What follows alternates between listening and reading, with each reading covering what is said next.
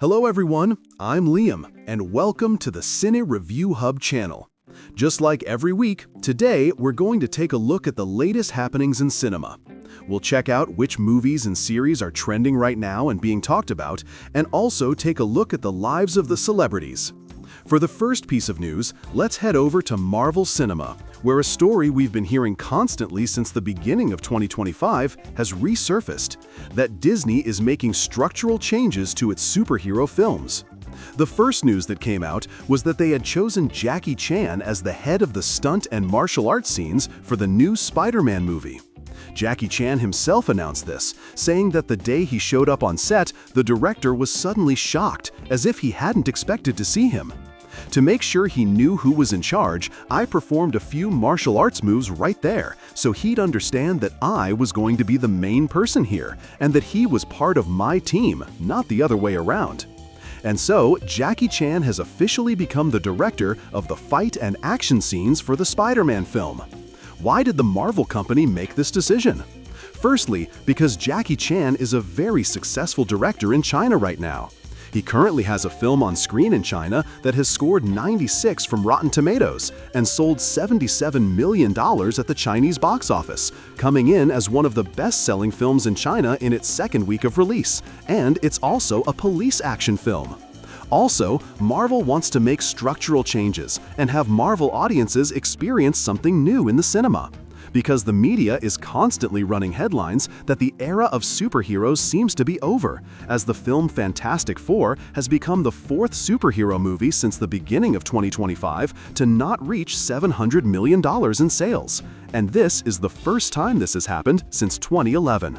Bloomberg wrote this report saying, "We are in a unique era of cinema, where films that have something new to say, like Weapons, F1, and Sinners, are selling well at the box office and reaching good profitability.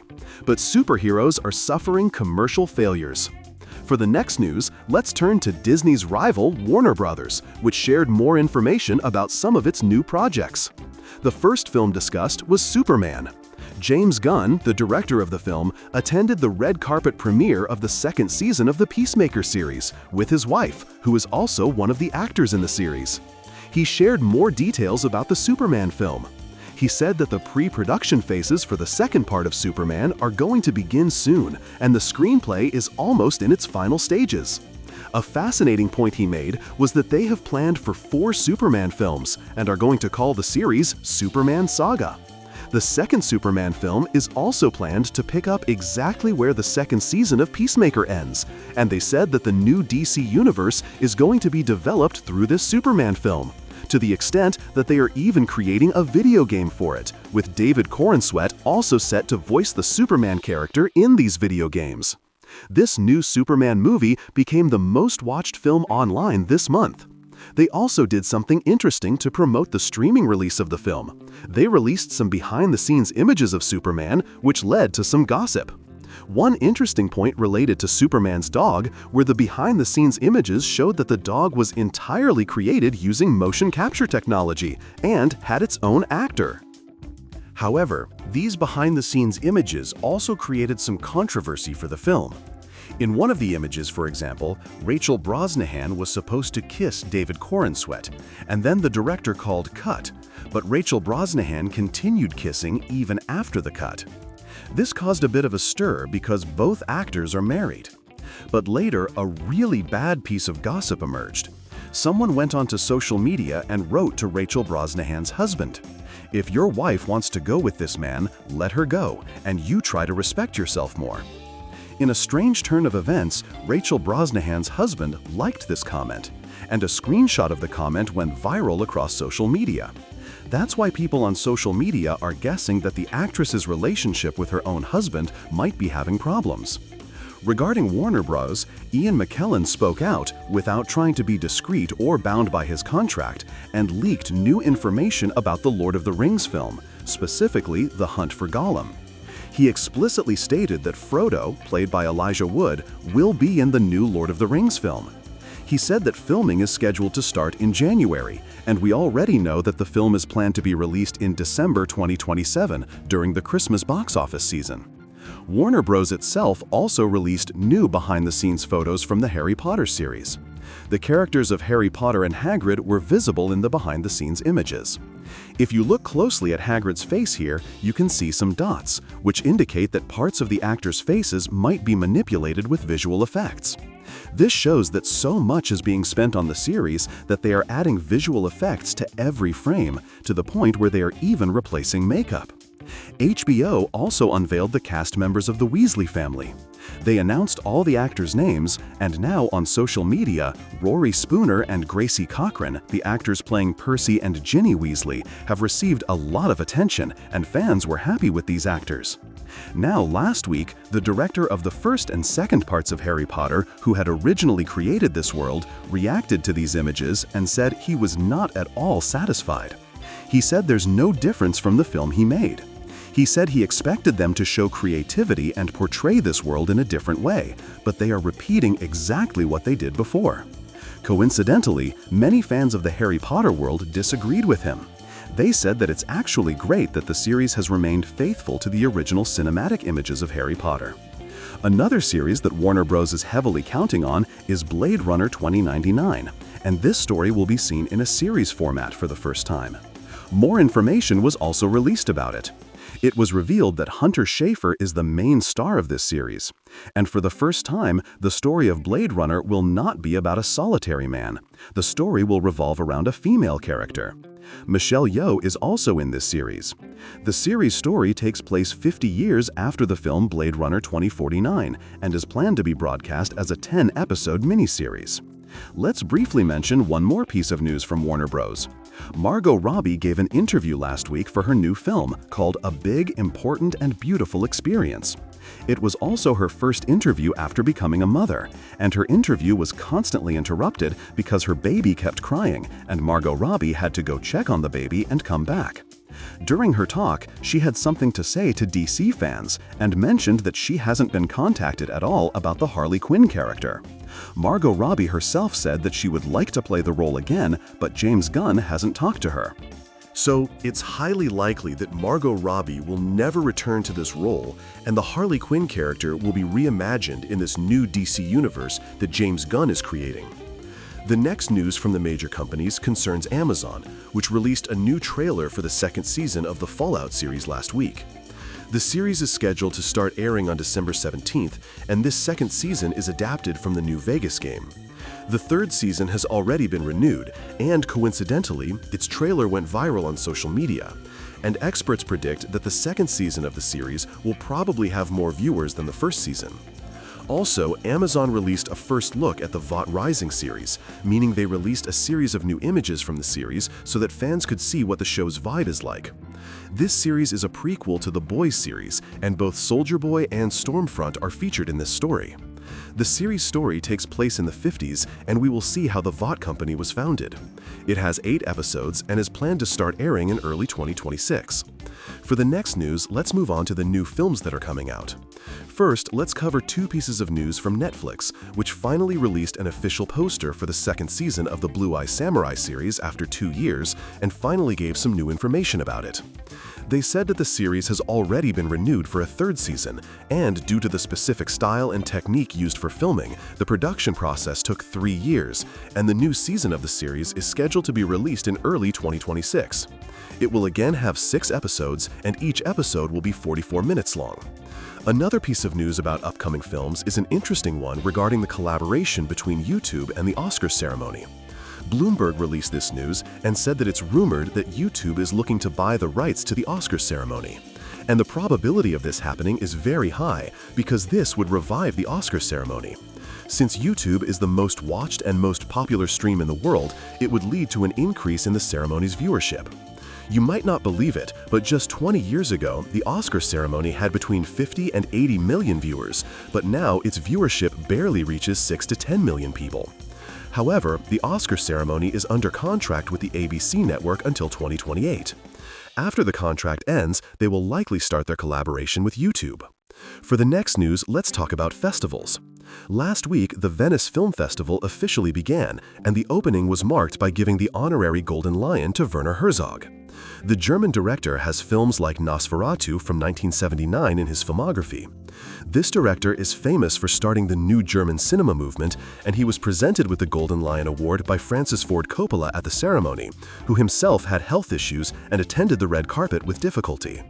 The opening is ongoing and celebrities are gradually arriving. For example, George Clooney was seen on the red carpet. The most important celebrities who have attended the festival so far are the cast and crew of the film Bugonia, which is Yorgos Lanthimos' new film. Especially the images of Emma Stone arriving at the festival by boat went viral on the internet.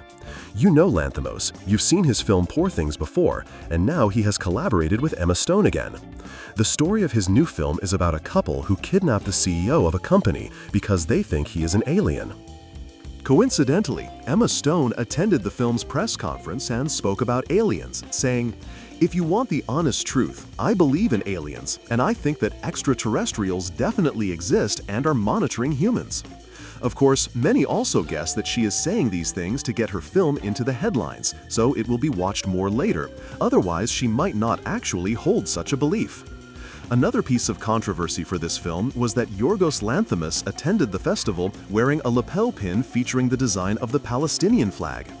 Another film unveiled at the festival is Daniel Day-Lewis's new film. Finally, Daniel Day-Lewis was seen on the cinema screen after 8 years. The first trailer for the film, Anemone, came out on the internet. This film is the directorial debut of Daniel Day-Lewis's own son, who also took beautiful shots. And images of the interesting shots from this film went viral on the internet. The film is planned for a general release in October, but will be screened earlier in September at the New York Film Festival for the first time. For the next news, let's turn to the celebrities.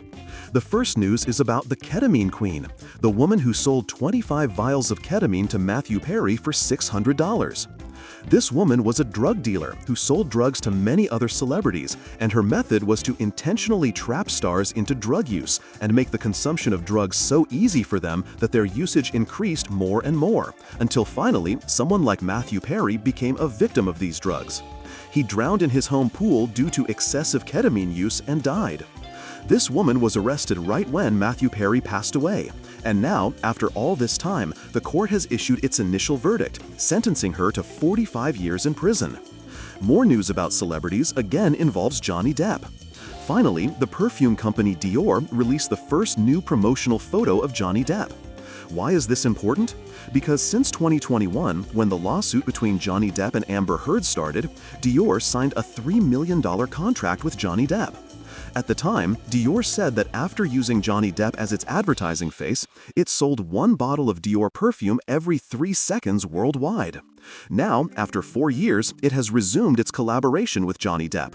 There was a similar piece of news last week. It was revealed that Orlando Bloom made a condition when he was about to sign a contract for the new installment of Pirates of the Caribbean. He said, "I will definitely act in this film on the condition that Johnny Depp is also present. If Johnny Depp is not there, I will not be in the film either." So, it's highly likely that Johnny Depp will most likely return to the Pirates of the Caribbean films. The next celebrity news concerns Tarantino. Tarantino had an interview last week and said some things about himself. Just a few days ago, the first images of Brad Pitt and Elizabeth Debicki on the set of Once Upon a Time in Hollywood were released, and they asked Tarantino's opinion and questioned him about why he chose David Fincher as his successor. Tarantino replied that it's because I and David Fincher are the best living directors in the world. In my opinion, the only person who could take my place was David Fincher. Tarantino also said other things. They asked his opinion on his films. He said Kill Bill was the film he was born to make, meaning I was born to make Kill Bill. He said the film Inglourious Basterds is a masterpiece that he made, and that Once Upon a Time in Hollywood is his favorite film. The interesting point is that he did not mention Pulp Fiction at all, which made many fans of the director upset. For the next celebrity news, let's talk about Sydney Sweeney, about whom there were 2 interesting pieces of news. One was that she released a video of herself skydiving. It was the first time in her life she had experienced freefall. Also, she had an interesting interview. They asked her what she thought about the Sydney Sweeney soap and getting so many negative comments. Sydney Sweeney replied that she had heard the negative comments. The interesting thing is that most of the negative comments are from girls. This is despite the fact that if this soap were made from Jacob Elordi's bathwater, I'm sure those same girls would not only not criticize it, but would also love it. Now, why did she bring up Jacob Elordi Brame? Because a while ago, a perfume of Jacob Elordi's bathwater was also released, which was just as controversial as this Sydney Sweeney soap. And now this interview Sydney Sweeney gave also had its own controversies. In other celebrity news, Austin Butler's comments trended a lot last week, and a video of him got 40 million views. Austin Butler was asked if he would like to play the next James Bond, who, as you know, is like traditional American men, similar to cowboys. He himself said, "If I were chosen as James Bond, I would be insulting these films, because the actor playing James Bond must be British, and I am American." Another piece of celebrity news relates to two wedding stories. One is about Taylor Swift, who, after 16 years of relationships with different people, finally decided to get engaged to her boyfriend and will soon marry him. The interesting thing about Taylor Swift was that she again played with the number 13. Taylor Swift generally says that the number 13 is her lucky number. That's why she spoke on a podcast a while ago and announced her engagement exactly 13 days later. Then she was given an engagement ring that had exactly 13 facets, and now it gets even more interesting. This boyfriend is her 13th boyfriend. Now, when the wedding ceremony takes place, it will probably be one of the biggest news stories in the entertainment industry, because the same podcast that Taylor Swift spoke on broke Guinness records, and 1 million people were listening to the podcast live. The other wedding news is about Selena Gomez. Last week, Selena Gomez's boyfriend had his final bachelor party, and Selena Gomez is now officially going to marry her boyfriend. Another piece of celebrity news concerned Pedro Pascal, who is still one of the busiest actors in Hollywood. Joaquin Phoenix was supposed to star in a gay film directed by Todd Haynes. Then the media said that the sex scenes in this film were so realistic that it received an N-17 rating, meaning the film is only allowed to be screened in cinemas for adults. Later, just a few days before filming was supposed to start, Joaquin Phoenix suddenly ran away from the set and never returned. The production of the film was halted, and they thought the film would not be made until Pedro Pascal replaced Joaquin Phoenix. Now, the film's production has resumed, and it's going to tell the love story between two men in the 30s who run away from Los Angeles to New Mexico because of their forbidden love. As the last short news about celebrities, let's mention a few very brief things. One, again, relates to Scarlett Johansson, which I wouldn't mention if the news hadn't gone so viral on the internet. The new photo that Scarlett Johansson released of herself, where she posed for a photo with her co-star from the film Jurassic Park, has had millions of views. Scarlett Johansson previously said about her relationship with her co-star, Jonathan Bailey, "The two of us are just friends, and the male actor you see in the picture is gay in real life. That's why we feel so close to each other." As the final short piece of celebrity news, let's look at an incident that happened to Anne Hathaway while filming The Devil Wears Prada. She was coming down the stairs, and the heel of her shoe broke, so she couldn't keep her balance and fell down all the stairs. But she managed to handle the scene very well. For the next news, let's move on to the box office, where a very strange thing happened last week. The film KPopDemonHunters and the film Weapons managed to take the top spots at the box office. Netflix first released KPopDemonHunters on its stream, and the film surprisingly managed to get 236 million viewers, breaking the record of Red Notice and becoming the most watched film in Netflix history. Even stranger than that, after it was released on the stream, they decided to bring it to movie theaters. This might be one of the first times in history that a film was first released on stream and then in cinemas. It was screened in 1,700 movie theaters and earned $18 million in its first week of release, taking the top spot at the American box office. They also broke another record. For the first time in 45 years, one song from a film managed to be in the top 5 tracks of the US Billboard Top 100 chart. The last time this happened was 45 years ago for the film Saturday Night Fever. The film Weapons has also had phenomenal sales. Its total earnings as a horror film have reached $161 million. Warner Bros. Announced that it will send the high-quality version of the film to streams on September 23rd. Another film that is doing very well at the box office is Demon Slayer, which has already become the third highest-grossing film in Japan's history and is scheduled to be released in America soon. They are heavily relying on the film's sales, so much so that an interesting event happened last week. A Korean student was arrested in Japan for stealing the film by recording it from the cinema screen with his mobile phone. Now, how did they catch him? He had purchased 200 Blu-ray copies of the anime using someone else's credit card. They caught him because of this incident. Then they checked his phone and found the cinema version of the film on it. Now, what do we think they will do to him? According to the law, this act carries a penalty of between 1 and 10 years in prison or a fine of between $10,000 and $70,000. It is guessed that since this student is Korean, they will not send him to prison, but he will probably have to pay a $70,000 fine. As for the trendy series that are being talked about a lot right now, perhaps the most successful series is Alien, which managed to get 9.2 million viewers in just the first 6 days of its release, counting as one of the biggest successes of the year. This is the first series from the Alien franchise and tells the story of aliens who land on Earth. If you are looking for a series that is exciting and fast-paced, this could be an interesting one. The series Dexter is also now being called the best comeback in television history, because if you look at the IMDb scores for every single episode of its new season, most of them are close to or even higher than 9. The series Chief of War, which is the newest series from Jason Momoa, is also one of the trending series these days. But let's move on to the last piece of news, the toxic news of the week. This week's toxic news is about Snoop Dogg. Well, you know Snoop Dogg is someone whose music videos parents wouldn't dare watch with their children just 20 years ago, and there are some very interesting facts about Snoop Dogg. For example, Cameron Diaz bought the first marijuana of her life from Snoop Dogg in high school. It's very interesting. Snoop Dogg and the star of The Mask went to the same high school, and Snoop Dogg was the marijuana dealer in that high school, and Cameron Diaz got her first dose of the substance from him.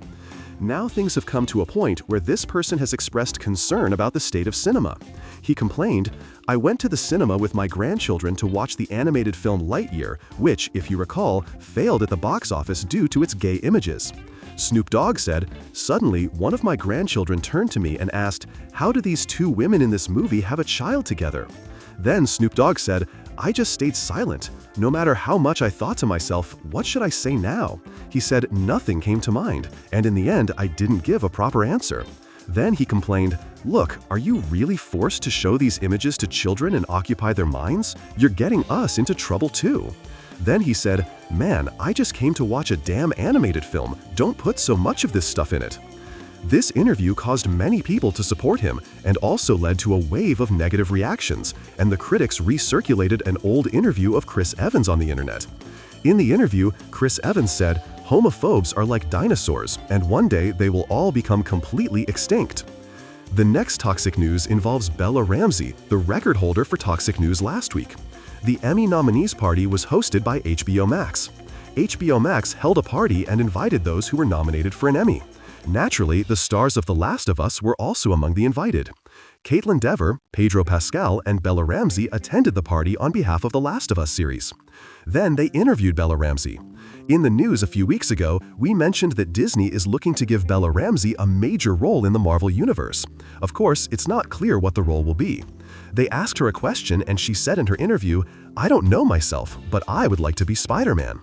Then the reporter, the person asking her the question, was shocked and said, "So you're saying they should throw out Tom Holland and bring you in?"